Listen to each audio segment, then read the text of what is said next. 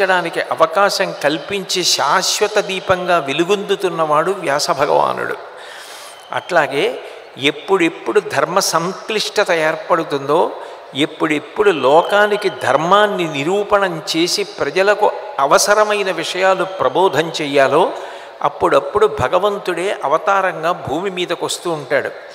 అట్లా వచ్చినటువంటి అవతారం మహానుభావుడు శంకరాచార్యుల వారి తర్వాత యావత్ భారతదేశాన్ని కూడా పాదచారి అయి పర్యటించి ఎన్ని వేల సభలో నిర్వహించి ధర్మాన్ని అదే పనిగా ప్రచారం చేసి శ్రీశంకరార్య పరిపాలిత కామకోటి ప్రఖ్యాతపీఠమధిరుహ్య చ బాల్యయేవ ధర్మాణి రక్షసి సదాచరణ ప్రచారై శ్రీచంద్రశేఖర గురో భగవన్నమస్తే అంటారు.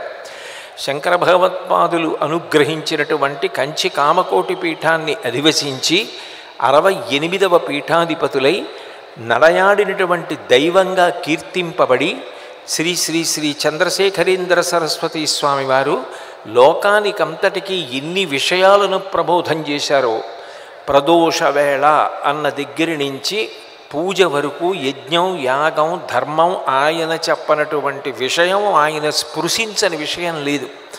అన్ని విషయాల మీద మాట్లాడారు.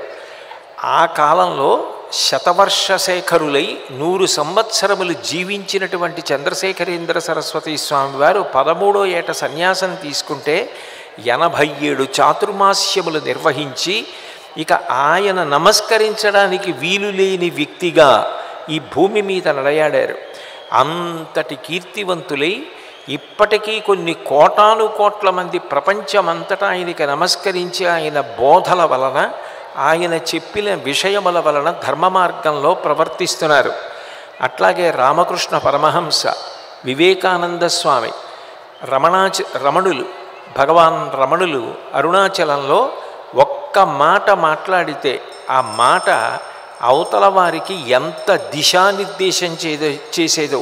ఇప్పటికీ కార్తీక మాసం వచ్చింది అంటే పౌర్ణమి నాడు అరుణాచలంలో గొప్ప జ్యోతి వెలిగిస్తారు. అరుణాచలంలో జ్యోతి దర్శనము అంటే ఎంతో గొప్పగా భావన చేస్తారు. అటువంటి చోట ఎప్పుడో ఒక్కసారి నోరు విప్పి ఒక్క మాట మాట్లాడితే చాలు, ఆ మాట ద్వారా లోకానికి అంతటికీ గొప్ప సందేశం ఇచ్చి కోటాను కోట్ల మందిని ప్రభావితుల్ని చేశారు. ఇప్పటికీ ప్రపంచమంతటా భగవాన్ రమణులు చెప్పిన విషయాలు పుస్తకాలలో చదువుకొని వాటిని అనుష్ఠిస్తున్నవారు, ధర్మాన్ని తెలుసుకొని ప్రవర్తిస్తున్నవారు, తమ జీవితాల్ని చరితార్థం చేసుకుంటున్నవారు ఎందరో ఉన్నారు. ఆయన ఎప్పుడైనా నోరు విప్పి మాట్లాడితే ఆ రోజులలో సూరి నాగమ్మ గారు వెంటనే వ్రాసుకొని వాళ్ళ సోదరుడికి ఉత్తరం ద్వారా తెలియచేస్తే అవన్నీ సూరినాగమ్మ గారి లేఖలు అన్న పేరుతో వచ్చినటువంటి పుస్తకం చాలా చాలా గొప్ప పుస్తకం.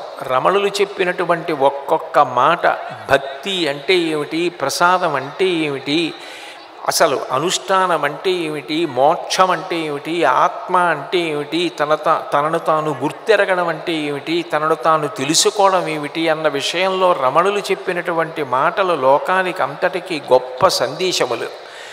ఆయన ఎప్పుడూ వెలిగేటటువంటి గురువు. ఆ దీపాలు నిధనం కావు. మిగిలిన